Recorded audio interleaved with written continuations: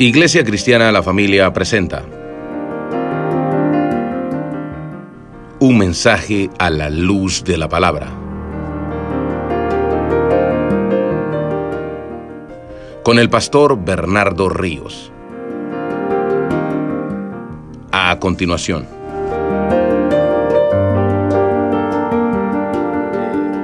No recuerdo en mucho tiempo unos bautismos tan lindos como los de ayer. No se pierda los próximos. Amén. Bueno, vamos a ir a la palabra, hermanos. Abran su Biblia en Juan, capítulo 16.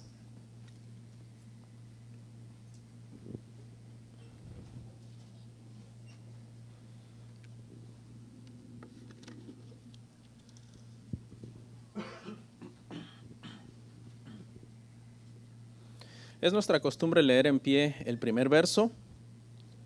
El verso 16 va a ser nuestra lectura el día de hoy.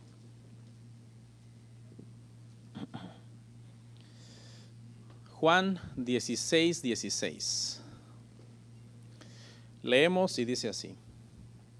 Dice, todavía un poco y no me veréis, y de nuevo un poco y me veréis, porque yo voy al Padre. Vamos a orar. Muchas gracias, Señor, por este tiempo, por este momento en que podemos presentarnos ante ti, aquí en la congregación, y poder escuchar tu palabra, Señor, poder oírla, poder atenderla. Te pido que bendigas a cada uno de los que están presentes en este lugar y que mientras lo que yo predico llega a sus oídos, llega a sus mentes, tu Espíritu Santo, Señor, lo haga llegar a su corazón y se vuelva una palabra viva en la vida de cada uno de mis hermanos. Te ruego esto en el nombre de Jesús. Amén.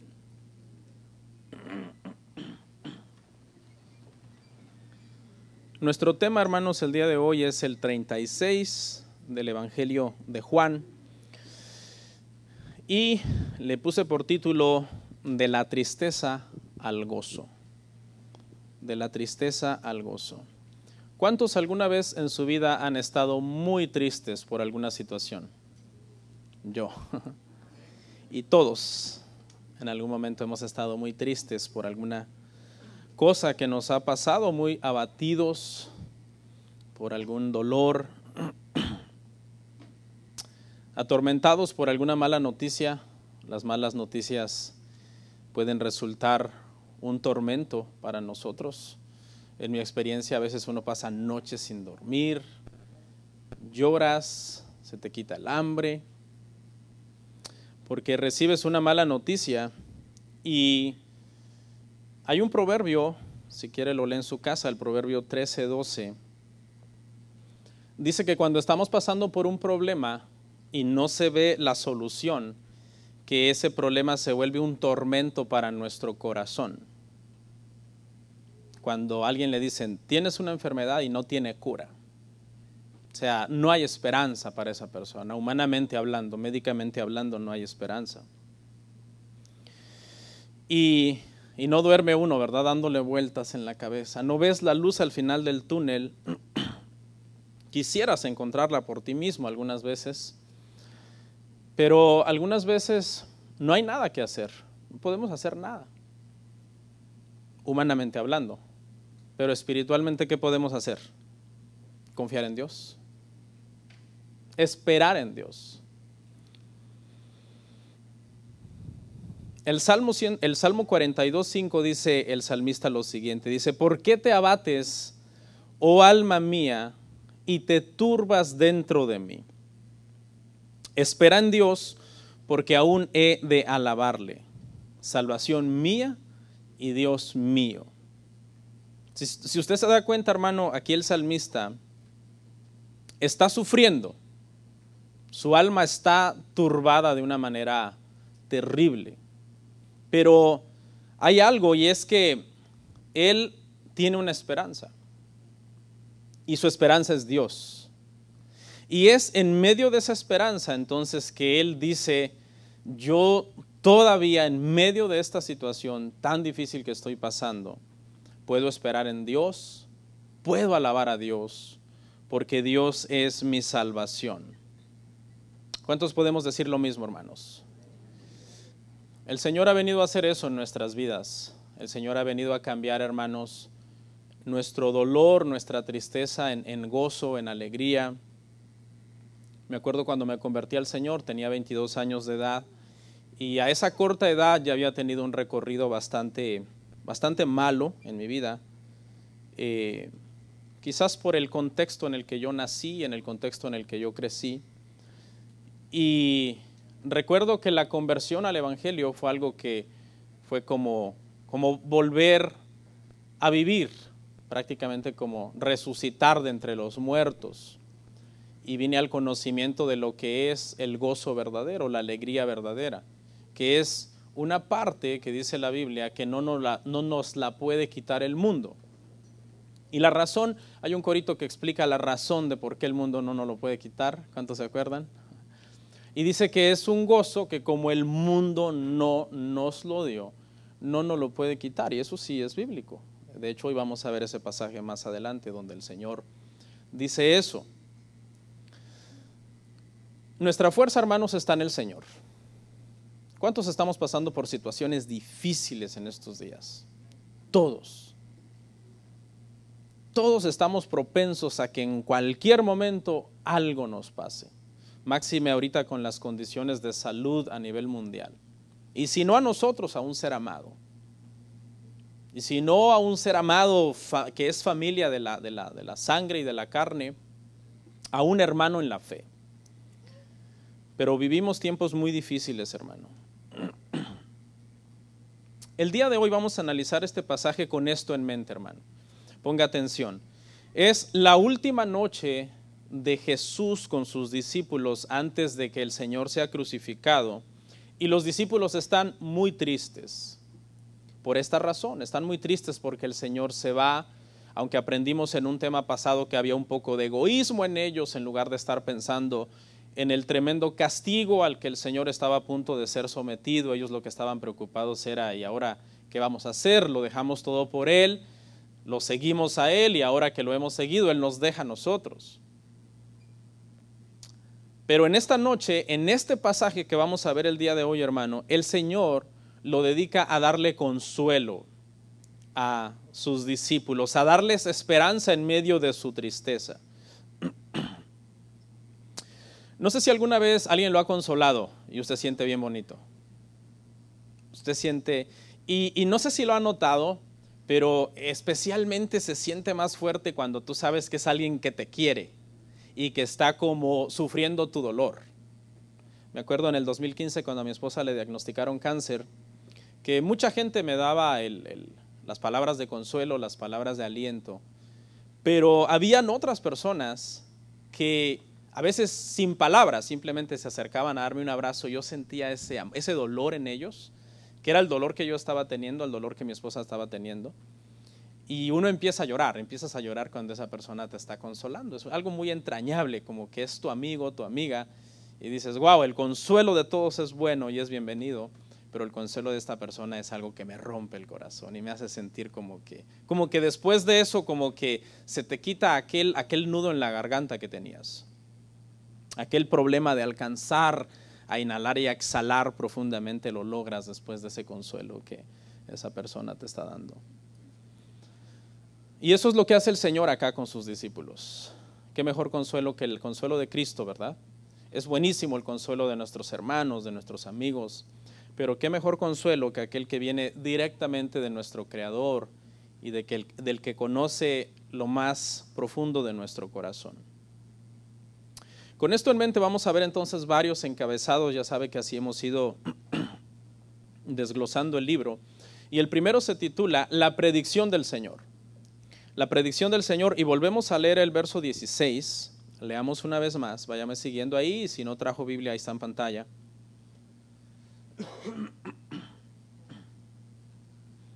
Dice, todavía un poco y no me veréis, y de nuevo un poco y me veréis, porque yo voy al Padre. Esta frase sonó bastante misteriosa para los discípulos, compleja. De hecho, hasta el día de hoy los eruditos no se ponen de acuerdo.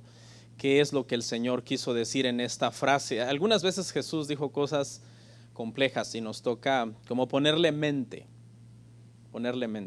a las cosas. ¿Sabe que hay dos cosas, hermano, que generalmente los cristianos no hacemos y que debemos aprender a hacer? Una es acostumbrar a nuestra mente a pensar en cosas difíciles y otra es acostumbrar a nuestra mente a pensar críticamente.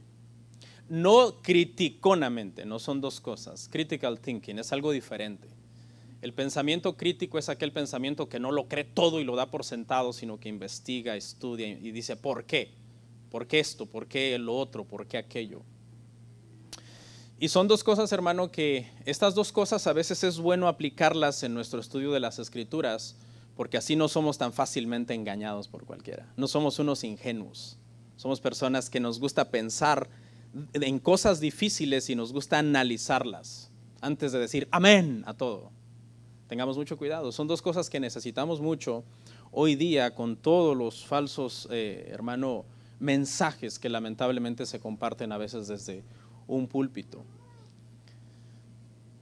Esta es la interpretación, después de analizarlo, de esta expresión. Parece que Jesús se refiere a los 3 días que pasará en la tumba y dice, un poco y no me veréis, y luego de nuevo un poco y me veréis. Parece que se refiere a esos 3 días en que Él sale de la tumba y resucita de entre los muertos y lo vuelven a ver entonces por un poco. Pero es un poco porque 40 días después el Señor asciende y ya no está con ellos. Ahora, quizás me desvíe un poco del encabezado porque el encabezado es la predicción del Señor, pero quise comentar eso porque es bueno que ustedes lo aprendan. Porque para nosotros son muy importantes las predicciones que Cristo hizo y que después se cumplieron al pie de la letra. Y son importantes porque el hecho que Jesús conocía el futuro es una de las señales de su divinidad. Ahora, ponga atención que dije es una de las señales, no la única, es una de muchas. Hay muchas razones por las que el Señor mostró su divinidad en los evangelios. Esta es una más. ¿Por qué digo que es una más? Porque alguien podría refutarla de la siguiente manera. Alguien podría decir, ¿y qué? Si Elías también predijo la sequía. Primera de Reyes, me parece, Primera de Reyes 17. Sí, pero Elías no dijo, todo lo que pidan al Padre en mi nombre yo lo haré. Elías tampoco dijo, el Padre y yo uno somos. Entonces ahí es donde el argumento se cae solo. Y nosotros entendemos que Cristo, al decir cosas antes que pasaran, como esto de no me verán un tiempo y luego me verán otro tiempo y luego ya no me verán porque yo iré al Padre, son cosas que hablan de su deidad, de que Él, igual que el Padre, podía anunciar las cosas por venir y luego estas suceder tal y como habían sido anunciadas. ¿Ok? El segundo encabezado, y es que los discípulos no entienden lo que Jesús ha dicho. Si lo pueden poner, hermanos. Los discípulos no entienden lo que Jesús ha dicho. Vamos a leer del 17 al 19. Entonces se dijeron algunos de sus discípulos unos a otros, ¿qué es esto que nos dice? Todavía un poco y no me veréis, y de nuevo un poco y me veréis, porque yo voy al Padre. Decían pues, ¿qué quiere decir con todavía un poco? No entendemos lo que habla. Jesús conoció que querían preguntarle y les dijo, preguntáis entre vosotros acerca de esto que dije, todavía un poco y no me veréis, y de nuevo un poco y me veréis. Están confundidos los discípulos, no entienden esta expresión. Y acuérdense que no fue la única. En muchas oportunidades los discípulos no entendían algunas cosas que Jesús hablaba. Y en este momento también dice que están muy turbados. No sé si se acuerda, se lleva todo el hilo de las enseñanzas. Y Jesús les ha dicho antes, por ahora no les puedo hablar todo lo que les quiero decir porque no lo pueden sobrellevar y porque estaban todos turbados. Estaban bien preocupados porque Jesús se iba a ir. Los discípulos tenían la misma lucha que cualquier israelita que por 1500 años había estado esperando a un Mesías triunfante. Estaban teniendo esa lucha para entender ahora el que Jesús les está diciendo que Él es un Mesías sufriente y que va a ir a la cruz del Calvario y que va a morir por los pecadores. Entonces, dentro de todo este contexto, ellos como que despiertan de ese letargo, ellos están tristes, están turbados, están tratando de comprender lo que está pasando, y de repente esta frase que Jesús dice de todavía un tiempo y me veréis, y luego un tiempo y no me veréis, despiertan de su letargo de tristeza y dicen, espérate, y para empezar ni entendemos esto que nos has dicho.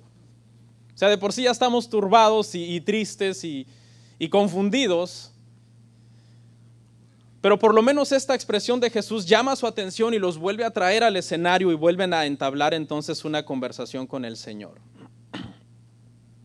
Y aquí quiero hablar un poquito, hermanos, yo creo que es importante, de que entendamos una cosa, hermano. En la Biblia hay algunas cosas difíciles de entender. En la Biblia hay unas cosas difíciles de entender. Esa es una realidad. Sin embargo, cuando el Espíritu Santo inspiró la Biblia, no fue su intención que los cristianos, antes de entender la salvación, primero nos leyéramos toda una biblioteca de libros y después dijéramos, ok, ahora sí voy a ir a la Biblia para ver si entiendo la salvación y si puedo ser salvo. No. Hay una doctrina que se llama la claridad de la Escritura, y esa doctrina enseña que fue la intención del Espíritu Santo revelar la Escritura de tal forma que cualquiera que la lea pueda entender el mensaje de la salvación. ¿Estamos de acuerdo con eso? Sí, por supuesto.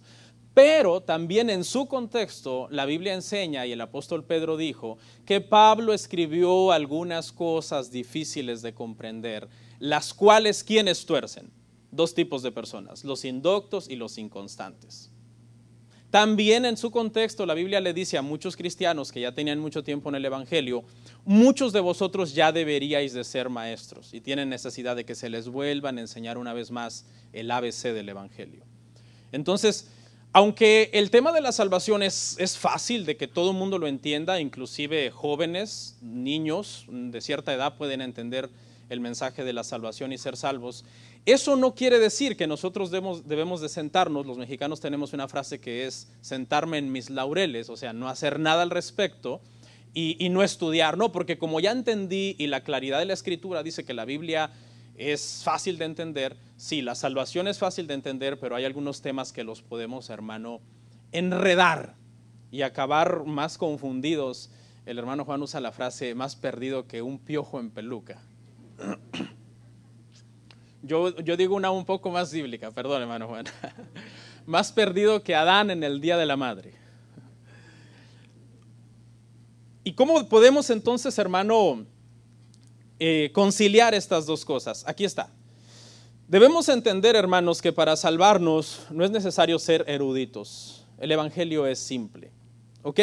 Pero que en el contexto, para que muchos lleguemos a ser maestros, necesitamos estudiar concienzudamente la palabra. Porque no llega a ser maestro alguien allá en la escuela, ¿verdad? Si no ha pasado por un estudio, por una preparación, por exámenes, de hecho, que le han hecho para que después sea digno de que se le confíe un grupo de discípulos o de alumnos para que los enseñe. Entonces, debemos de poner esto en su balance y entenderlo de esta manera. Y aquí quiero dar un consejo también, porque lo que Jesús está hablando de un poco y me veréis, y luego un poco y no me veréis, y luego yo iré al Padre, no sé si se da cuenta que es algo escatológico. Jesús está hablando de que cuando Él vuelva al Padre y después el tiempo que Él esté con el Padre y que todavía está con el Padre desde que volvió, pero un día va a regresar a la tierra, eso es escatologías. No se tiene que aprender la palabra, pero habla de las cosas de los últimos tiempos. ¿Cómo será lo porvenir? ¿Cómo será el reino de Dios, la eternidad, la venida del Señor? Se refiere a todas esas cosas que son temas difíciles. Y aquí va el consejo. Si los apóstoles están batallando con este tema de escatología y de las cosas por venir, pues nosotros también. Hay gente que cree que se sabe toda la escatología de cómo sucederán las cosas de los últimos tiempos. Tranquilo. Mi consejo es mi consejo es estudie, ore, trate de entender esos temas y no tome una postura radical al respecto con las cosas de los tiempos, de los últimos tiempos, hasta que usted tenga paz y haya estudiado profundamente esos versículos que hablan de ese tema.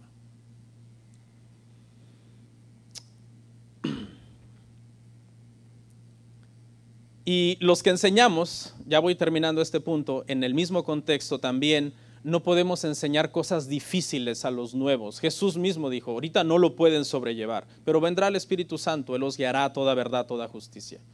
A los nuevos no podemos enseñarles cosas muy difíciles, que entiendan el evangelio, que se salven y luego deben de pasar por un proceso de discipulado paulatino. No le podemos dar carne a los bebés. ¿Qué hay que darle a los bebés? Lechita. Bueno, los hombres que no sabían, es leche, hermano, no le van a dar una hamburguesa. Me acuerdo que una vez hace muchos años hice una pregunta acá y les dije, hermanos, ¿a qué edad se le comienzan a cepillar los dientes a los bebés?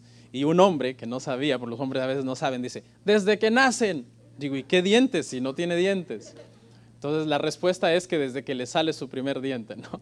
Pero aclaremos que a los bebés no se les da carne, se les da leche espiritual no adulterada, la palabra de Dios, los rudimentos del evangelio, las doctrinas de la gracia, las doctrinas de la salvación. ¿Por qué no es bueno darle cosas muy difíciles a los nuevos? A ver si lo entiende con esta ilustración.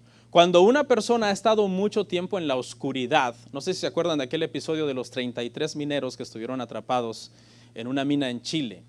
Cuando salieron tuvieron que salir con lentes especiales y estar por un buen tiempo acostumbrándose de nuevo paulatinamente a la luz para que sus ojos no fueran dañados. Entonces, eso es lo mismo con los nuevos en el evangelio. Tú no puedes ponerles una lámpara en los ojos hablando de toda la doctrina y de cosas complicadas del evangelio, porque en lugar de que los ayudes a ver, más bien los vas a confundir, los vas a cegar espiritualmente hablando. Entonces es un proceso.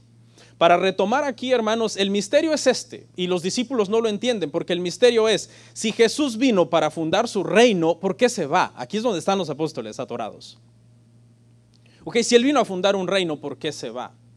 Ahora, si no vino a fundar un reino, ¿por qué nos dice que Él se va al Padre, pero que regresará? ¿Por qué regresará si no vino a fundar un reino? Entonces las cosas que suceden entre esos dos puntos, el punto A y el punto B, es como un poco difícil de entender. Para ellos lo fue en su momento y pues para nosotros también, ¿no? Porque aunque ellos eventualmente en las epístolas y en los hechos recibieron más revelación y más detalles de cómo será todo eso, sin embargo no podemos hacer un diagrama. Hay movimientos que han hecho eso con las cosas escatológicas, un diagrama, 7 años aquí, 3 años y medio aquí, 3 años y medio allá, y que esto y que el otro, y eso debemos de tener mucho cuidado de que tengamos respaldo bíblico. El tercer encabezado, hermanos, es la analogía que ilustra el paso del dolor al gozo. Este fue como el preámbulo, ¿no? del tema, y ahora ya Jesús comienza entonces a ministrarlos, a decirles que ellos están a punto de recibir mucho gozo, aunque por ahora están muy tristes. La analogía que ilustra el paso del dolor al gozo. Leemos del 20 al 22, hermanos.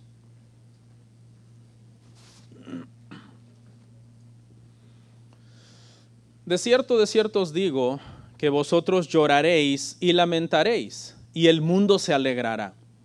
Pero aunque vosotros estéis tristes, vuestra tristeza se convertirá en gozo. La mujer cuando da a luz tiene dolor porque ha llegado su hora, pero después que ha dado a luz un niño, ya no se acuerda de la angustia, por el gozo de que haya nacido un hombre en el mundo. También vosotros ahora tenéis tristeza, pero os volveré a ver y se gozará vuestro corazón, y nadie os quitará vuestro gozo. Dice, vosotros lloraréis y lamentaréis y el mundo se alegrará. Y el contexto es que los apóstoles están a punto de pasar por esta persecución. Judas llega con los soldados, están a punto de sufrir, correr, huir, escapar por sus vidas. Y luego de eso su maestro será crucificado y ellos acusados de ser una secta judía. Y entonces lo que se les venía encima eran malas noticias, mucho dolor, iban a llorar y se iban a lamentar. Y el mundo se iba a alegrar, porque los que crucificaron al Señor, los que lo entregaron, iban a estar contentos. Los fariseos, los saduceos, todos los gobernadores que rechazaron a Jesús estaban alegres por lo que habían logrado al poder, por fin, con testigos falsos y con todas sus artimañas, matar al Señor, matar a quien consideraban su peor enemigo. Pero dice, vuestra tristeza se convertirá en gozo. Es decir, la tristeza de los apóstoles en este caso era solamente temporal, era de corta duración. Los apóstoles pasarían del lamento al gozo cuando el Señor resucita de entre los muertos, cuando el Espíritu Santo viene sobre ellos y ahora están investidos de poder para predicar el Evangelio por todo el mundo, pero al mismo tiempo también el gozo de los enemigos de Jesús se convertiría en lamento. ¿ok? Se convertiría en lamento, porque lo peor que les pudo pasar a ellos, en sí lo peor que pudieron haber hecho fue crucificar al Señor. Porque la crucifixión del Señor fue coronada por Dios con la resurrección del Señor. Y eso fue lo que vino prácticamente a cambiar el mundo. Porque si usted se da cuenta, hermano, todo lo que predicó Jesús y todo lo que hizo Jesús y la sabiduría con la que enseñó y los enfermos a los que sanó y los muertos a los que resucitó y todo lo bonito que hizo, hermano, no hubiera llegado a ningún lado si Él no hubiera resucitado. Fue su resurrección la que confirmó su mensaje, la que lo identificó como el Hijo de Dios, como el Mesías que se había estado esperando y como único en su categoría dentro de los demás iniciadores de una religión como Mahoma o como Buda, porque ellos están en la tumba. Y el Señor resucitó y está sentado a la diestra del Padre. Cuando el Señor estaba en la cruz, sus enemigos lo desafiaron de la siguiente manera. Le dijeron, si eres el Hijo de Dios, baja, desciende de esa cruz. Y no lo hizo. Y alguien diría, wow, eso es una derrota. No, es que Él tenía planeado hacer algo mejor que bajar de la cruz. Y eso algo mejor era resucitar de entre los muertos, que era más difícil todavía. Porque Él pudo haber llamado una legión de ángeles, dijo, ¿no? Y hubieran venido esos ángeles y hubieran matado a todos esos soldados romanos y el Señor hubiera bajado de la cruz. Y hubieran dicho, bueno, nunca murió, no resucitó. Pero su resurrección fue el triunfo más grande. Su crucifixión, la tragedia más grande que la humanidad ha afrontado, hermanos. Y su resurrección, la victoria más grande para nosotros los creyentes. Por eso estamos sentados hoy aquí, en el día del Señor, en el día en que el Señor resucitó, para celebrar que Él vive. Y ese solo hecho, hermano, escucha, yo sé que a lo mejor tú estás pasando muchos problemas en tu vida, en tu familia, en tu matrimonio, con tus hijos, de salud, de duelo. Todos estamos de duelo en estos días. Se muere aquel, se muere el otro. En este año, los últimos 2 años, ¿a cuántos de ustedes se les ha muerto su padre, su madre, familia, hermanos? Todos estamos dolidos y todo. Pero hermanos, el hecho de que Jesús haya resucitado es lo que debe devolver cualquier tristeza que estemos pasando en un momento X en gozo. Y dice que es un gozo que no nos lo puede quitar el mundo. ¿Cuánto le dan gloria al Señor por eso, hermanos? El día de la crucifixión dice que llovió y hubo tinieblas. El velo se rasgó. Pero el día de la resurrección, hermano, hubo gozo, hubo alegría. Luz, dice que iluminó, hermano, cuando el Señor resucitó. Y la analogía es esta.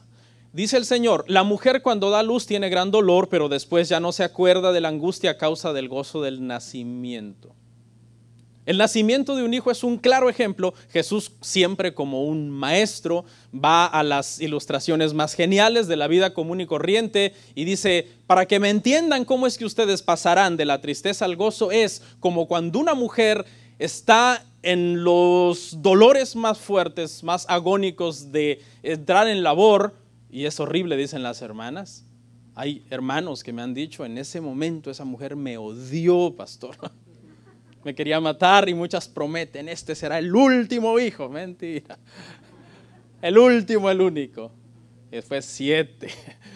No, porque dicen que son dolores de muerte, al menos las que han pasado por todo el rigor de un parto natural y todo lo que implica. Y hay unas que se envalentonan y dicen sin epidural, doctor.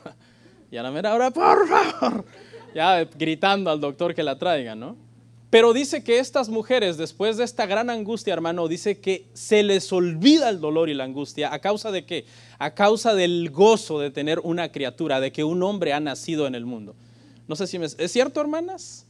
¿Es cierto? Bueno, algunas otras dicen, no, yo quedé con depresión posparto y el marido nunca me ayudó. Porque vea que eso no es una ley, ¿eh? Sí puede haber una por ahí, porque como vivimos en un mundo caído, vivimos en un mundo donde no todo es perfecto. Esto es lo ideal, lo que Jesús está diciendo. Lo ideal es en una mujer sana que sufra y esté triste y dolida, pero luego se le olvide todo eso por haber dado a luz un bebé. Pero como vivimos en un mundo caído, a lo mejor hay mujeres que dicen, dar a luz fue lo peor que me pasó, aunque el niño esté aquí, tengo depresión posparto, mi esposo nunca me ayudó, estoy amargada, odio a mis hijos, y hay madres que los matan.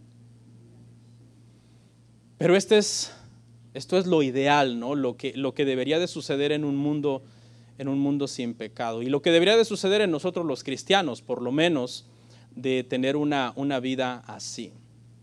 Entonces, la aplicación, hermanos, de esta analogía es la siguiente, y es que igual nosotros podemos pasar por una situación difícil, por una situación, hermano, dolorosa en nuestra vida, pero luego, después de eso, tenemos el gozo del Señor en nuestra vida. Y se nos olvida entonces, hermano, el dolor por causa del gozo. Y dice que ese gozo es un gozo que nadie nos puede quitar. ¿Quién nos puede quitar a Cristo, hermano? Nadie. En los primeros siglos, hermano, a los mártires, hermano, que eran mártires de verdad, llamados por Dios para ser mártires, porque no todos fueron mártires en el siglo I, les podían hacer lo que quisieran, hermano. Les podían quitar, desmembrarlos, matarles a sus hijos, les podían quitar sus tierras, su dinero, todo, menos su fe. Menos su fe, eso no se lo podían quitar. ¿Quién nos puede quitar a Cristo? Dice la Biblia que ¿qué nos separará del amor de Dios en Cristo Jesús? Nada.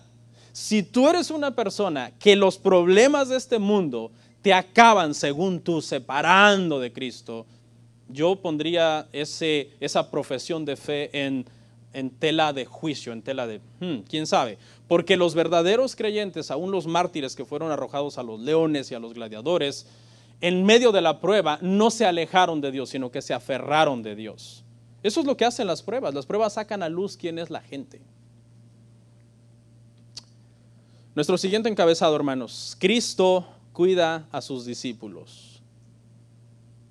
Cristo cuida a sus discípulos. Dice el verso 23 y 24. En aquel día no me preguntaréis nada. De cierto os digo que todo cuanto pidiereis al Padre en mi nombre os lo dará. Hasta ahora nada habéis pedido en mi nombre. Pedid y recibiréis para que vuestro gozo sea cumplido. Esto ya lo analizamos, ¿se acuerda? En Juan 14:13 analizamos qué es esto de pedir en el nombre del Señor.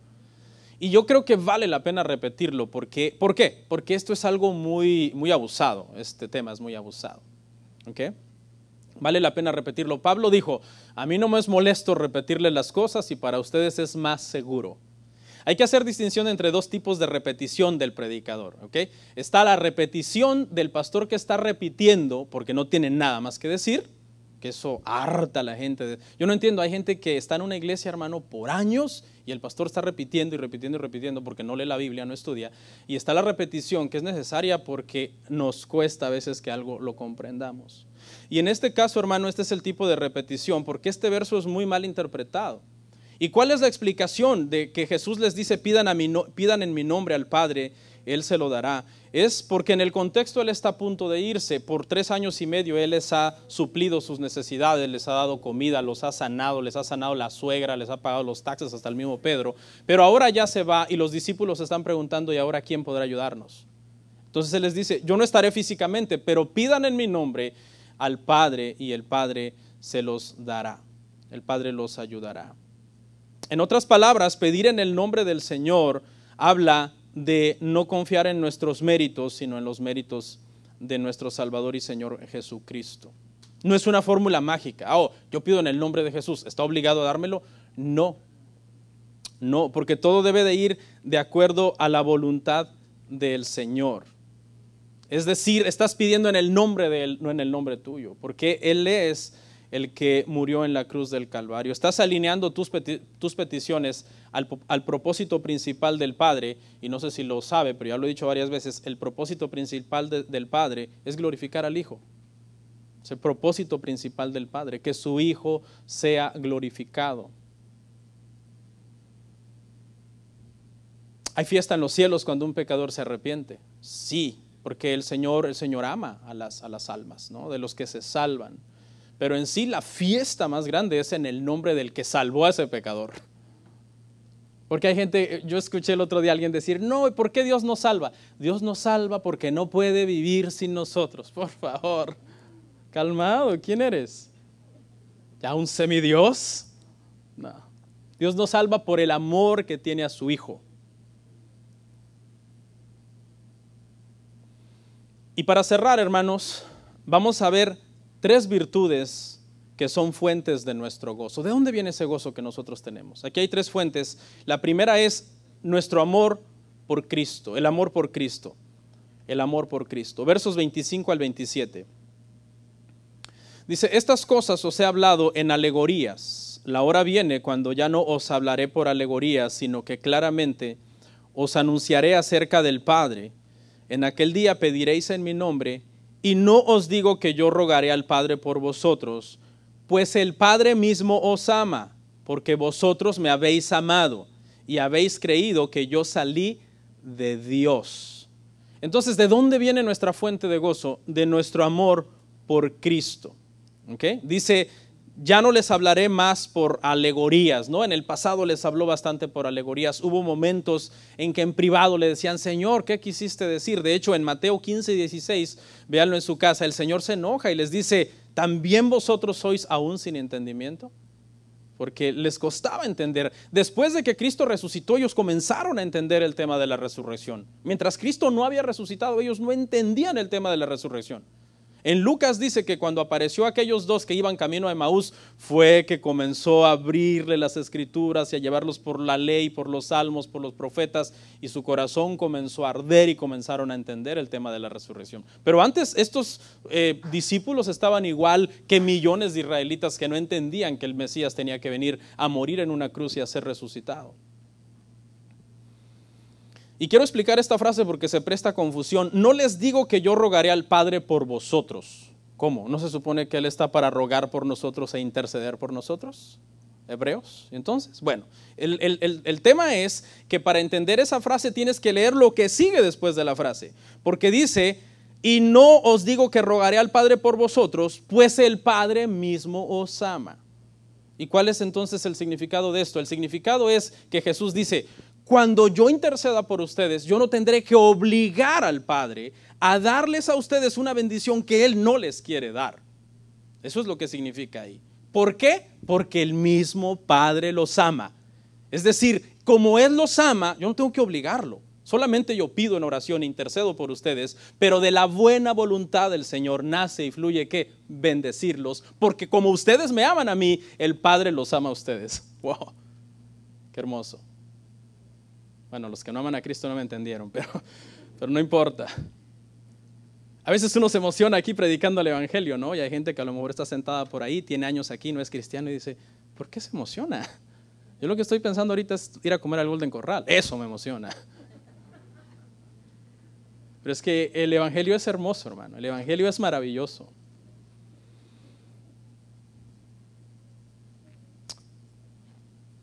Dice, el Padre mismo os ama. ¿Por qué? Porque vosotros me habéis amado. Es la razón, hermano, única por la que el Padre puede amar a las personas con un amor eterno. La Biblia enseña, hermano, que el Padre ama toda su creación. ¿Ok? Y por eso dice que hace llover sobre buenos y malos y hace que el sol salga sobre justos e injustos. Cuando un ateo tiene un hijo, aunque no crea en Dios, es una bendición de Dios. Dios le está dando una bendición. Dentro de la gracia común de Dios, Dios bendice la tierra con lluvia y muchos satanistas, si usted quiere, pueden ser bendecidos en ese sentido. Pero el único amor que salva a una persona es el amor que el Padre tiene basado en el amor que esa persona tiene por su Hijo. Eso es lo que se llama amor eterno y ese es el único amor que salva. El otro tipo de amor, que es amor general por todos, ese no salva. Alguien podría decir eso. Hay gente impía, ¿no?, que se jacta y dice, ay, si Dios a mí me bendice aún más que a los cristianos, porque quizás tiene dinero o no se enferma. ¿No? Sí, pero ese amor del que tú mencionas, con todo y ese amor te vas a ir al infierno. Porque el único amor que salva es el amor que el Padre tiene por aquellos que aman profundamente a su Hijo.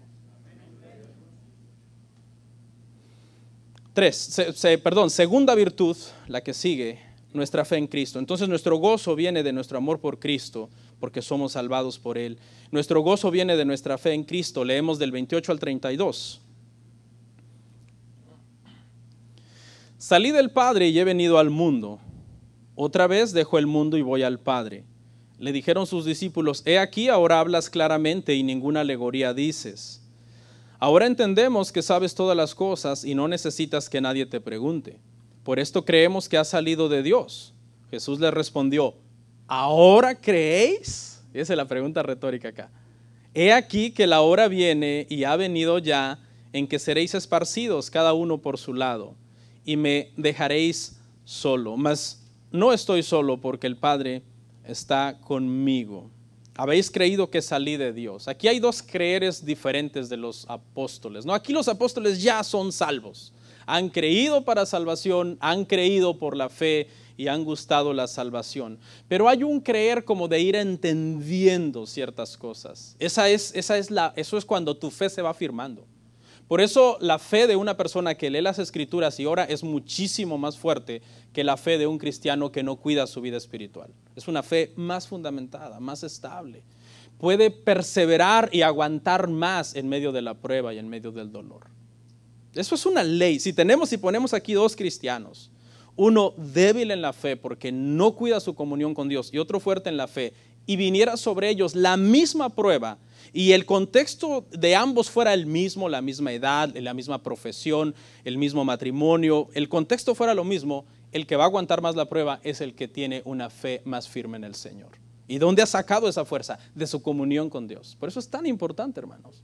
Por eso uno como pastor se preocupa constantemente de que los hermanos estén bien, que estén bien espiritualmente, porque uno sabe que cuando la prueba venga no los va a tumbar. Los puede estremecer. Pablo dijo, derribados, pero no destruidos, ¿no? Angustiados, perseguidos, pero no destruidos. Salí del Padre, dice, vine al mundo y dejo al mundo y me voy al Padre. Cristo vino al mundo para salvar a los que creen en Él. Pero una vez que Cristo consumó su obra de redención, Él dice, yo vuelvo al Padre. ¿Se acuerdan cómo volvió en Hechos? Iba caminando con los apóstoles y dice que de repente fue alzado y se fue. Y los apóstoles estaban boquiabiertos y un ángel les dijo, tranquilos, así como lo ven irse, así lo verán venir. Él vendrá, Él volverá. Ahora creéis, entonces dice aquí, seréis esparcidos y me dejaréis solo. Han ido entendiendo más la fe, han ido fortaleciéndose en la fe, pero no son, hermanos, los cristianos no somos infalibles. Porque la primera de cambios que hicieron, salieron corriendo. ¿Dejaron de ser cristianos cuando salieron corriendo los apóstoles? No, ellos eran cristianos, fallaron. Dice la historia, hermano, que en el siglo I, en el siglo II, cuando vino la persecución de Roma, uno entiende que todos fueron mártires. No, hubo hermanos en la fe que cuando ya los iban a echar al león, sí negaron su fe. Y sí dijeron, no, pues ¿dónde está el incienso para ofrecérselo al emperador? Y alguien diría, no, pero esos no pueden ser hermanos, no pueden ser cristianos. Bueno, el corazón nadie lo conoce. Imagínese usted ahorita, alguien entra aquí, agarra a tu hijo de 3 años, le pone una pistola en la cabeza y te dice, ¿niegas a Cristo o le jalo el gatillo? Quizás alguien diría, Señor, perdóname por ahorita, no lo digo de corazón, pero ¿sabes qué? No soy cristiano, no mates a mi hijo, a mi hija. Y hubo muchos conflictos en la iglesia en ese tiempo porque cuando pasó la persecución y esos hermanos querían volver a la iglesia no los quiso aceptar. Le decía, hey, no, ustedes negaron al Señor, ustedes no son bienvenidos acá. Hay un conflicto en la iglesia y tuvieron que hacer reuniones y decir, hey, tranquilos, pues no somos nosotros los que morimos por ellos en la cruz del Calvario. Si en un momento de debilidad flaquearon y corrieron o hicieron algo y ahora están volviendo y quieren ser parte de la iglesia, tenemos que recibirlos, son nuestros hermanos en la fe. Es bien complicado, ¿no? Ese tema de cuando alguien peca y nuestra postura hacia el pecado de esa persona, ¿qué vamos nosotros a hacer? Es un poco complicado. Bueno, terminamos, hermanos, con la última, que es la paz de Cristo. La paz de Cristo. Con esto terminamos. El último verso, el 33. Estas cosas os he hablado para que en mí tengáis paz. En el mundo tendréis aflicción, pero confiad, yo he vencido al mundo. En el siglo I, hermano, había un saludo de parte, usted lo va a encontrar bastante en las epístolas, este saludo, y hay mucha gente que actualmente lo ha adoptado. Me gusta mucho, gracia y paz. Así se saludaban los cristianos en el siglo I, gracia y paz. Y eran dos palabras bien importantes. El tema de la gracia hablaba de la salvación para todo el mundo, aunque no fueras judío, ¿ok? Y la paz hablaba de tener esa paz con Dios, para con Dios, la cual Romanos 5:1 dice que tenemos ahora paz para con Dios mediante el sacrificio de Jesucristo. Y lo que querían decir con este saludo es, por la gracia de Dios somos salvos, y por cuanto somos salvos tenemos paz. Esa es la fuente de nuestra verdadera paz, hermanos. No en sí que a veces los problemas se arreglan, a veces los problemas no se arreglan. Claro, un problema que se ve feo y que parece que no tiene arreglo te corta la esperanza y te pones muy triste, te pones muy mal. Pero nosotros podemos tener paz en medio del problema. Me gustó mucho un libro que leí del pastor John Piper. Él tuvo cáncer y él dijo que tú puedes, él dijo, yo puedo vencer el cáncer aunque yo muera de cáncer. Creo que lo he comentado en el pasado. ¿Cómo es eso, que puedes vencer el cáncer aunque mueras de cáncer? Sí, porque en medio del cáncer tengo paz. Mi paz para con Dios no me la puede quitar nada. Amén. Vamos a orar.